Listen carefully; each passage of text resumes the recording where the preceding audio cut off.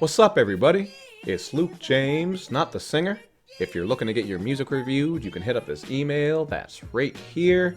But today I'm going to hit you up with my thoughts and opinions on this debut studio album from Dave East, and it is called Survival. Now, Dave East is a Harlem, New York MC who's been rapping for quite a while now, and he has dropped plenty of mixtapes and EPs, many of which I have reviewed, including Kyrie Chanel, which I still think is his best work as of yet.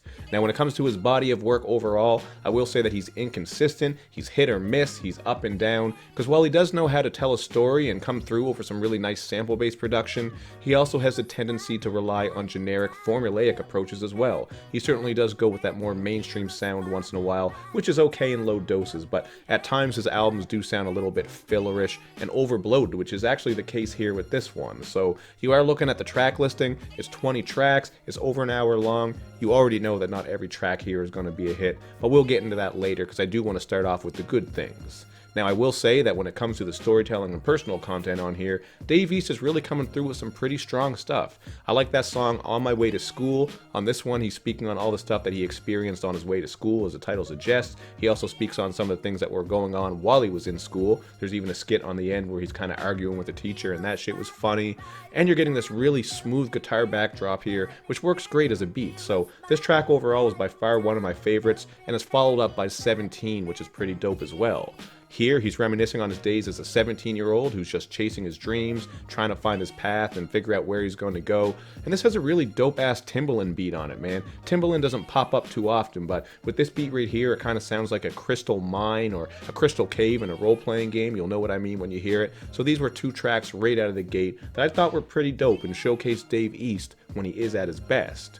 Now, we also get a mom dedication track called Mama I Made It. This makes use of a classic mint condition sample, so I did like this beat. And Daddy Knows is a daughter dedication track with this very light and jazzy backdrop. Now, these topics aren't anything new. We've heard it in hip-hop a million times, and Dave East himself has touched on these topics on past projects, but I still like them because it is him connecting with us and letting us know about some of the people he cares most about, his mom and his daughter. These personal moments are great, and I especially liked on Daddy Knows where he spits, when Nas made that song about daughters, ain't know the lyrics, you was born yet, now I'm listening, I can feel it. So what he's saying is he totally relates to that song now because he is a father and the position in life that he's in. That's certainly something that I relate to. I always did love that Nas song, but once I did have a daughter of my own, it really did stick more. So that's an instance of his personal content relating with me personally. So I thought that was really dope. That's something I always look for when I'm reviewing music. So those were some of the standout moments to me, along with the introspective joint Need a Sign, where we get great trumpet production and a solid Tiana Taylor performance as well.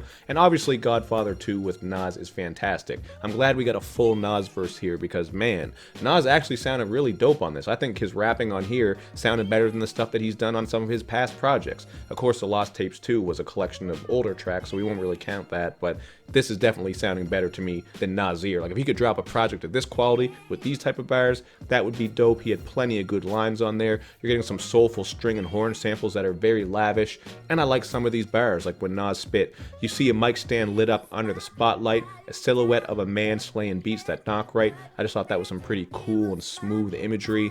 And he brought some humor when he says, like a tree falling in the middle of the forest, nobody heard your shit drop, it's really garbage. So he's speaking to the people that are putting out some dumpster juice.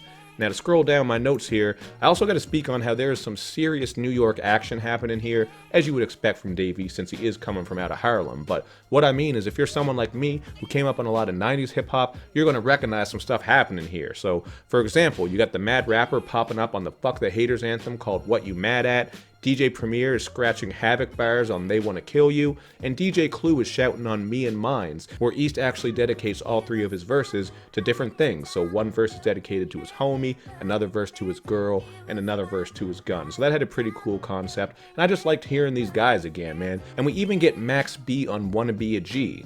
Unfortunately, this is one of my least favorite tracks because I think every time Dave East tries to get on his sing-songy shit, it just sounds bad, but it was still cool to hear from Max B, who very obviously is sending his verses from lockup, because you can tell the shit isn't mixed that properly. Not really a great song. I didn't love that one. I also didn't really love Baby. Like, this had a really cool beat on it. It was very soulful, but then you're getting these random keys on here that didn't match up, just a synth effect that I think probably could have been left off. You're getting weird vocal effects on the hook. That's something I complain about a lot, so that applied here as well. And even on the song Every Day, we're getting a just generic trap song featuring the human snooze machine himself, Gunna. Really, this track did not stick out to me in any type of way, other than when Dave East was spitting that bar about how he's driving around with his homies and they're blasting NSYNC, which did make me laugh, but you know what? Don't lie to yourself, man. You know you low-key like some NSYNC songs, or at least you know the words, you know the choruses, and the shit would get stuck in your head. Even if I just started going, bye, bye, bye, bye, bye, bye. You know that damn song, you know the dance and all that shit. Don't you lie to me, man. I'm on to you. If you're my age, you came up in that time, you know all kinds of NSYNC songs. Probably know some Backstreet Boys songs. Let's see, what was that other group? O-Town, I think they were the one that had that song Liquid Dreams, where it was all about having a wet dream, and in the video, the girls were like made of liquid, so I don't know if it was water or if it was cum, because he's having wet dreams. Either way, that's some old school shit from the 90s. So there's a quick little boy band lesson for you in the middle of this Dave East review. But to move on with some of my other gripes on here, is the thing that I was saying earlier about how sometimes his projects can be very generic, formulaic, and bloated, which is certainly the case here. There are just a handful of songs that I don't think are all out trash. They're not dumpster juice with rat tails in it, but they also aren't really great. They don't stick out in any way, and he's not bringing an interesting approach to them. So, for example, we have the song Alone. This is just a cookie cutter gangsta love joint featuring Jacquees. Then we get Late Night Vibes with Penthouse featuring Jay Black and OG featuring Rick Ross and The Dream. And we even get a club song with Ty Dolla called On Sight, which to me reminds me of Ty Dolla's old song Paranoid. It just has the same type of sound to it. These songs are not trash by any means, but they're just very forgettable. It feels like when you're trying to pad an album, you know, when you don't have a lot of content, when you don't have a deep concept or anything tying everything together, you're like, you know what, okay, Gangsta Love Joint, get that on there, check. Couple of late night bangers, check. They got the trap song on there with Gunna 2, check.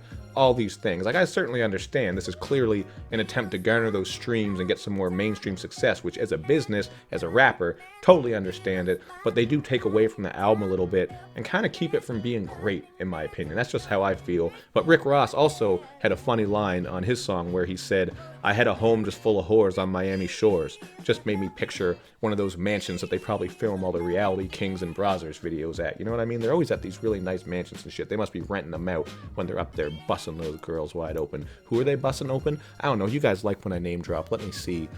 Maybe Kira Noir, maybe September Rain, maybe if you know her. You know, there's all kinds of other ones I could get into. But anyway, at the end of the day, this for me is a 3 out of 5. I really was thinking about a 3.5 because there were certainly some things that I liked here. Not a lot of this was like all out disgusting or trash to me. But again, man, I just felt like this really trailed off for me, especially once I got to around the middle and the second half. Like, there were some great songs here. Then all of a sudden, I just felt like I was listening to Dave East make a bunch of songs that I've heard other people make. Not to mention that his style sometimes can be a little bit monotonous. His flow, he doesn't really switch it up too much, or the way that he's rapping. So yeah, that's how I felt about this one. Although I would say, to end on a positive note, that Nipsey tribute track was a nice addition to this project. I thought that was a really great song, just with that excellent piano production, Dave East reminiscing on the relationship that he had and just how Nipsey really had an impact on the community and hip-hop culture. Certainly appreciate the sentiment of that song, and it sounded damn good. So there are tracks on here that I like, but again, this is just another perfect example of an album that overstays its welcome, gets generic, gets formulaic, doesn't take any chances, doesn't experiment, doesn't go deep, doesn't have a lot of strong concepts, but it still has some moments. So 3 out of 5 feels fair to me, but you guys hit me up in the comment section with your thoughts and opinions, because I always want to know how you feel. And make sure you do that good YouTube and social media stuff, man, where you show me love and you show me lots of it. I know it's been a while since I did a review. You can probably tell my voice is kind of scratchy here, man. I had a little bit of a flu or cold. I don't know what the hell it was. I've been sick for like a week, but I'm just coming out on the healthy side of things now, so thankfully that's getting a bit better.